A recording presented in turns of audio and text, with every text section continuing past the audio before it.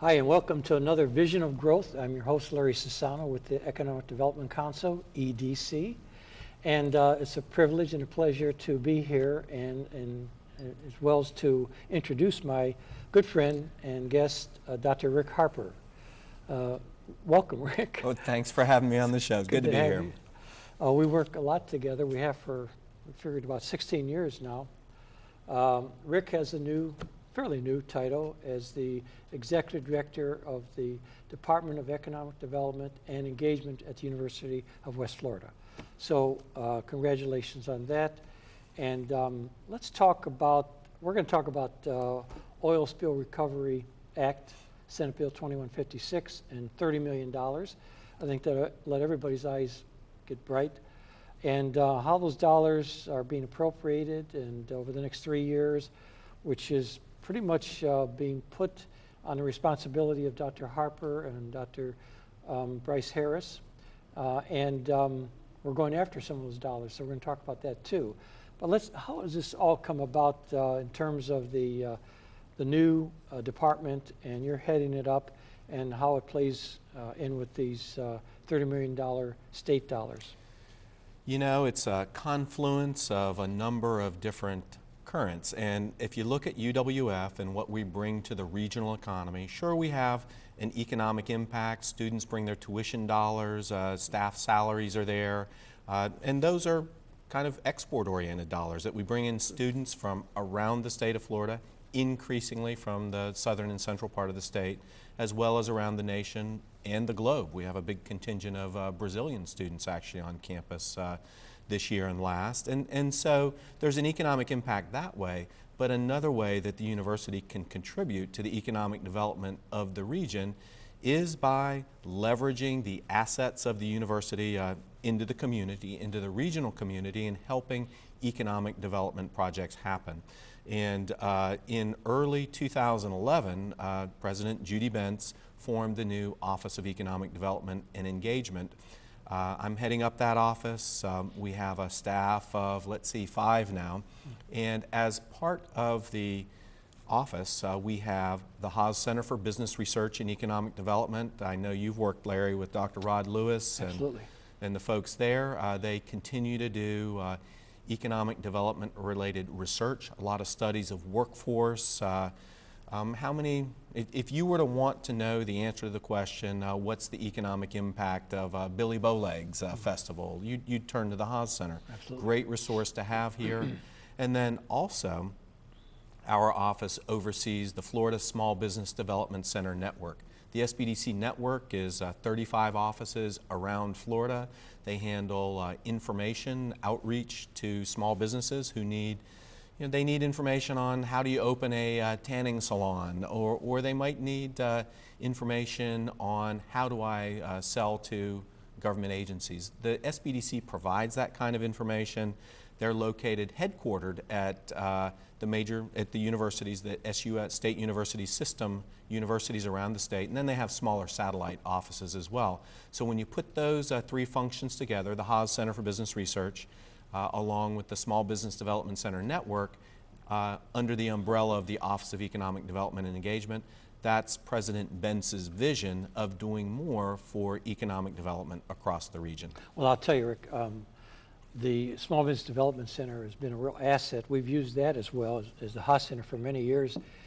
And in fact, we just gave a referral to Tom here at the Fort Walton Beach office, and he's working that. And so, I mean, they're very great at responding back to our needs, as the Haas Center has been for, gosh, a number of years now. And now this new department is engaged in helping to, help disperse some of these dollars that through Senate Bill 2156. Right. And let's talk about that now. Where are we in this process, and how does it work? And again, I want to point out, these are state dollars, these are not BP dollars. That's correct. Senator Gaetz, the legislative delegation, all the members from Escambia to Wakulla worked hard to get this piece of legislation through the Senate and the corresponding House legislation signed into law by Governor Scott in summer last year, and it represents the vision of the legislators representing people of state of Florida, $30 million, $10 million a year for each of 3 years. We've now finished the first fiscal year of that award and are preparing to make announcements on a number of projects funded under that initiative. And what Senator Gaetz told us about the intent of the legislature on this money is that it's intended to fund a relatively small number of high-value projects where you measure value in terms of job creation, payroll contribution, as well as capital investment. And so we've identified a number of projects for the first year funding. We now have second year funding available to be encumbered and put to use. So it's a great, I think, benefit to economic development as we work with your shop, Larry, and the 7 other counties around the region to put economic development projects in place that otherwise we might not have been able to attract. So cash dollars are very important to industrial recruitment, as you know. Yes, the 8 we call them disproportionately affected counties in Northwest Florida were the first 8 counties that at the time Governor Crisp determined were receiving the greatest impact from the April 20th, 2010 oil spill from BP. And so these brilliant legislation, I mean, it's so nice that the entire legislature supported these 8 counties. We're glad of that. And the fact that we could use these dollars for projects that, I don't know, let's maybe talk about the difference between the Enterprise Florida business incentives and what these particular set of dollars are used for and the distinction between the two. Sure. I think it's fair to say that every state has an economic development incentive program, and it's designed to steal jobs from other states. You know, I think at one level we'd all be better off if states and communities competed on the basis of qualified workforce, available sites, facilities, regulatory environment, tax environment, and those sorts of things to attract businesses. But the reality, as you have dealt with, Larry, for these many years, is that we are in direct competition with states. In our neck of the woods, it's particularly Alabama, Georgia, Mississippi. These are the states that are competing to get the projects that we'd like to have to generate jobs for Northwest Floridians. And so, Enterprise Florida, many states it would be called the Department of Commerce, but it's a public-private partnership here in Florida, and Enterprise Florida is really the economic development marketing agency for the state of Florida. They're the ones who have representatives at the trade shows for the major industry sectors. They're the ones who field the requests for information from businesses around the nation who might call and say, we're thinking of a new location. We need to expand. Does Florida have what we need? And so EFI then hands those, they handle those requests, send them to the counties or the regions that might be the best fit, but they back it up with a program of economic development incentives. The most common ones, of course, are credits against future tax liability. All Florida incentives carry the specification that it has to be the case that but for the incentive, the business wouldn't have located in Florida, the but-for condition. And so for companies where incentives are necessary to push the project over the finish line, they offer EFI in conjunction with your office, our office, and the counties and municipalities, offers a set of programs that could be cash up front, the Governor's Quick Action Closing Fund, if that's what a business needs to relocate, or more likely it's going to be some combination of quick response training for their workforce needs, along with tax incentives, credits against their Florida tax liabilities to get them to put those jobs here in Florida. And so that's the standard set. Our program takes it a little bit further because we don't have to restrict ourselves to the specific list of targeted industries that's promulgated by Enterprise Florida and the Department of Economic Opportunity. So we can go to new and different sorts of companies that they might not have taken as eligible. And we're also doing 2 other important things. In addition to helping you by writing checks for your best projects where you wouldn't be able to bring them to completion without funding, we're also trying to broaden the pipeline, this pipeline of projects, by including the firms that Enterprise Florida normally wouldn't consider. Might not be on the targeted industry list, or they might not have the powerful balance sheet, the assets, to guarantee the taxpayer's investment, that it could be repaid if the company didn't hit the job creation targets. And so what we've done is worked with unusual sorts of guarantees to protect the taxpayer's investments. If there are deep pocket investors that believe in the project enough so that they're willing to sign on the dotted line that their resources can be at risk if the company doesn't create the jobs, we're willing to work with those firms so we can bring more projects into the pipeline. And then the final thing we're trying to do is figure out, and this is something that a university should be good at because we've got a bunch of researchers who love to work with big data sets and fancy computers, and figure out who are the firms who are likely to need new facilities because they're growing at a rapid rate, because their revenues are increasing, their number of employees is increasing, and maybe they're matched up well with Florida, that they're in an industry sector which we know to be fast growing. They've got a good set of products or services, their workforce needs match our demographics. So we're trying to approach the problem from the other end, proactively, that instead of waiting for companies to come to us and saying, do you have anything in Florida which would match? We're trying to say, who are the companies that would be a good match so that they could expand in Florida? Yeah, you know, it's, I think in the world of economic development, we do not have the luxury of identifying any project and saying, geez, I'm going to target that project and I think I can get them to come here if I give them some incentives. It doesn't work that simply because some projects just aren't suitable for us to target because they do not match up with our demographics, Sure. our workforce, and those are important elements, and I think that's where Enterprise Florida's incentives become very valuable because they're very focused on those target industries which they've identified makes sense for Florida and obviously make a lot good sense for Northwest Florida, particularly in the aviation, aerospace industries and so forth. Your program is your term, supplement. Mm-hmm. So that if I have a project with Enterprise Florida, whether they approve or disapprove incentives for that project, I could still take it to you and say, Rick, we need a little bit more incentive to lure this company to Okaloosa County, or else it's going to go to Alabama or Georgia or some other state.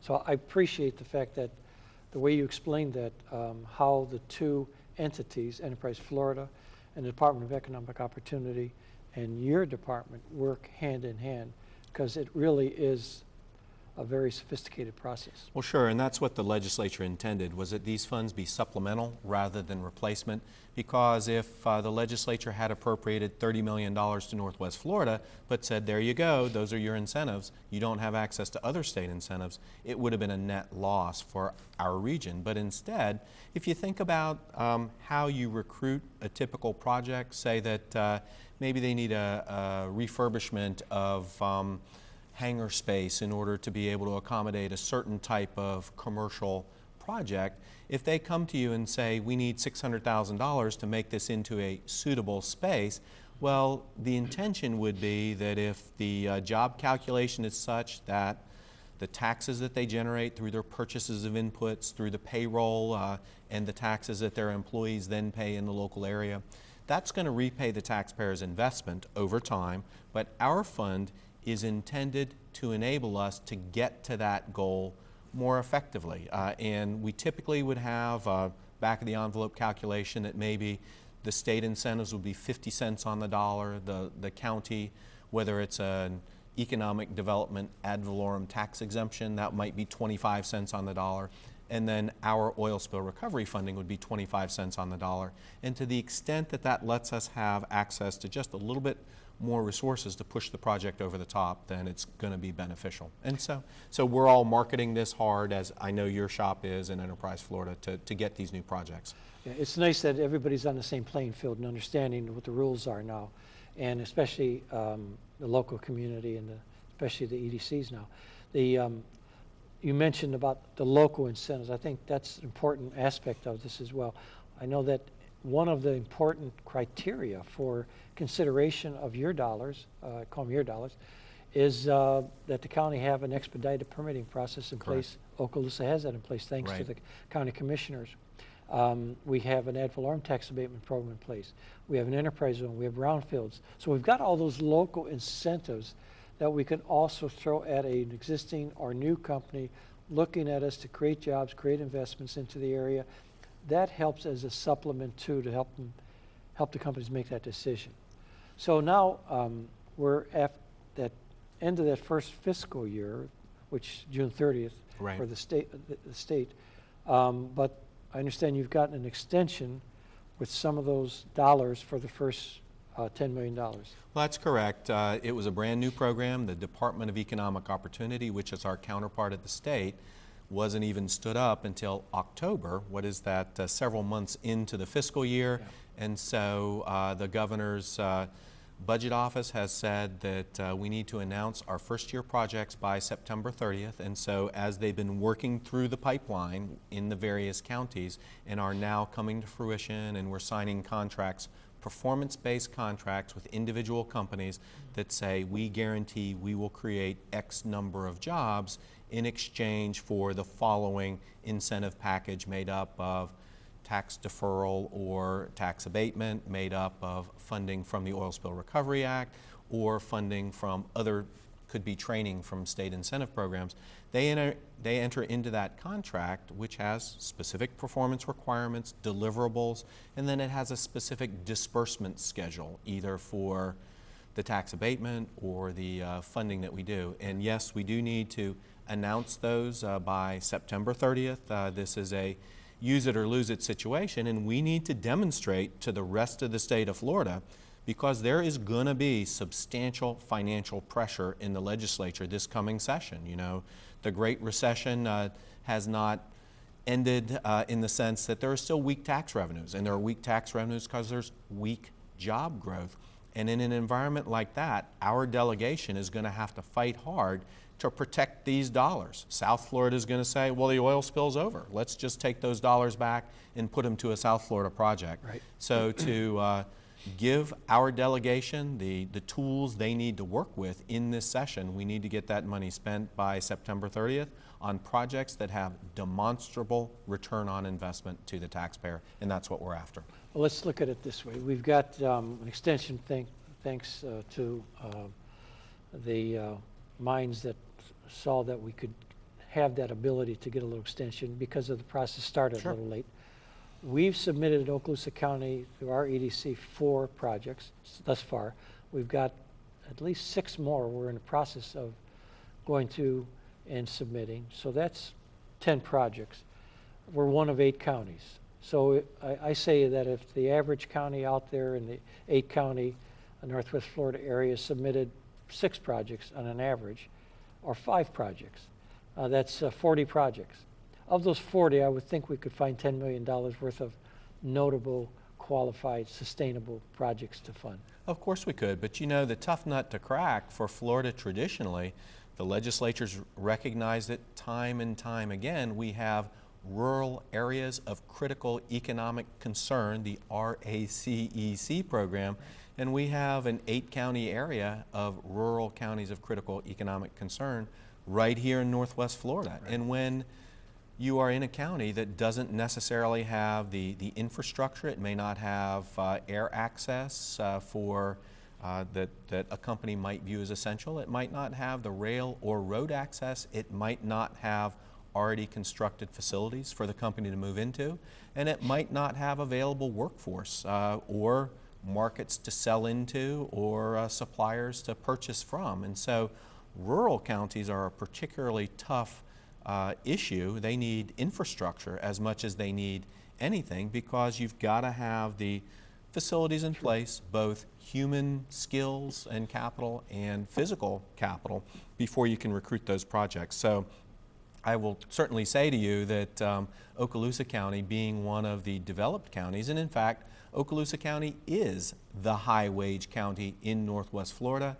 That's thanks to our concentration of federal employment and DoD contractors. We're an anomaly here in Okaloosa County relative to the rest of North Florida in that average wages in Okaloosa actually are at or exceed national average levels. That's a statement that other counties in Northwest Florida just can't make. And so, of course, there are going to be more projects in Okaloosa because we've gotten substantial population and staffing influx due to the BRAC realignments that are just occurring.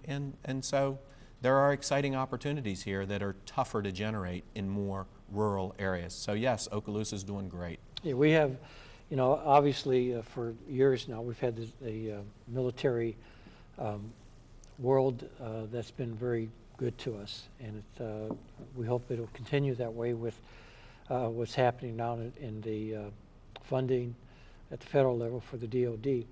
And you know, those high-paying jobs you speak of are technical jobs, engineering jobs. They're chemists and researchers and so forth. And yeah, they've kept our wage level much higher than the rest of Northwest Florida. In comparison to the urban counties in Northwest Florida, these 8 counties, you know, we've got Escambia County, we've got Bay County, we've got Okaloosa County. Those are the 3 urban areas, and then there are 5 rural counties in this 8 counties that's being considered for these dollars. Do you see much higher, I guess, project levels in terms of the amount of dollars they're requesting and the employment levels in those 3 counties? Well, absolutely we do, and you're right that the mature economies, and I'd agree that you'd put Bay, Okaloosa, and Escambia in those categories. They have large and established workforce capabilities. They have the infrastructure that's needed. They have the air facilities. They have the critical infrastructure and resources that businesses need. Because if you're going to recruit a company with 50 employees or 100 employees, they're looking for specific assets. They're looking for the most profitable place to put their companies, and clearly the already developed counties will typically have more of those assets. But you know, then I'd make the distinction that of the 8 counties, 3 are really rural. This is Gulf, Franklin, and Wakulla. And then the other 2 are kind of intermediate. That Santa Rosa and Walton are both rapidly growing counties. Walton substantially smaller in population than Santa Rosa. Santa Rosa being joined at the hip economically with Escambia to make up the Pensacola metro area, and then Walton having kind of a funny mixture, a funny alignment to both Bay and Okaloosa in the tourism sector, residential community, growing retiree community, but largely tourism based. So absolutely, they're going to have different characteristics. We've seen some projects want to go into Walton County that are really, I think it's fair to characterize them as owner quality of life issues, that they want to be there, maybe in the industrial park in Freeport or something like that, where they can get an incentive package, but still it's a business that wants to capitalize on, say, the kind of name recognition of Beaches of South Walton or something like that. And 30A. so, yeah, 30A, exactly. So it's a different set of projects, as you say, going into each county. That's an interesting point, because we do have a couple projects like that right now. We're working hand in hand with Walton County. So Okaloosa, they're looking at Okaloosa County, they're looking at Walton County. Sure. And all things being equal in terms of the sites, in terms of providing the right labor, it could boil down to, and incentives being equal, it could boil down to, you know, I like this 30A corridor. I want my company's tag name up on that highway because that's kind of a distinction for me. So that is a subjective type of a well, it is. decision. And at the end of the day, it's the company's decision. You know, government's role is to put the context in place, provide through public schools or private schools, but the public role being skilled workforce, whether at the anywhere through the K through 20 level, it's good roads, good regulatory environment, suitable tax structure. That's government's job, and then it's time to get out of the way so that private business can make the decision that's best for them. And some owners, you might find an aggressive entrepreneur who wants to live on 30A and says that's the place where I'm going to open and run my business. And then you might find somebody who says, no, I want to be right here next to this critical piece of infrastructure. I want to be in this industrial park, and that's where I want my business. But really, it's got to come down to the owner's preferences, because they're the ones who have the most at risk. It's their company, their livelihood on the line, and they've got to make the decision. Yeah, we have time for one more question. You're watching and listening to Dr. Rick Harper, who's Executive Director of the Department of Economic Development and Engagement at the University of West Florida.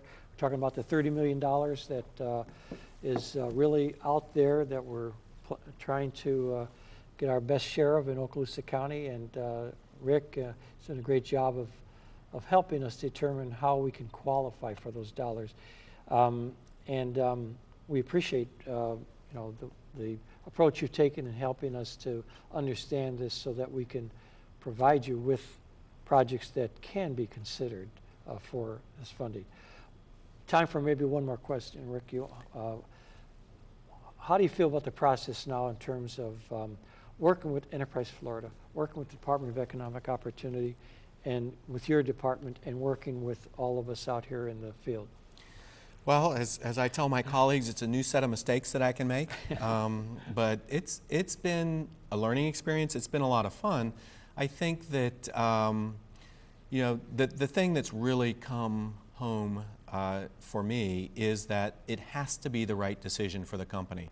And the role that we play, whether it's in the EDC in Okaloosa or that's in Enterprise Florida or at my office, is we are helping the company understand the lay of the land, understand whether the assets are there, which can help them make a profit and run their business successfully.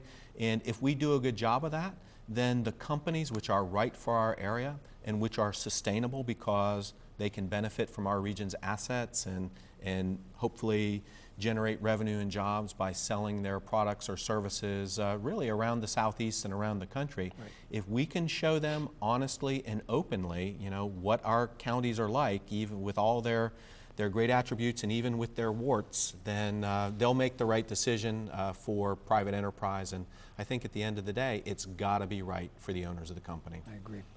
You've been listening to Dr. Rick Harper from the University of West Florida and our talk about the Oil Spill Recovery Act. And thank you so much again for joining us and sharing this knowledge of where we are with this program. Rick, it's always a pleasure to have you on the show. Thank you. I'm your host, Larry Sassano. Thank you for joining us, and have a great day.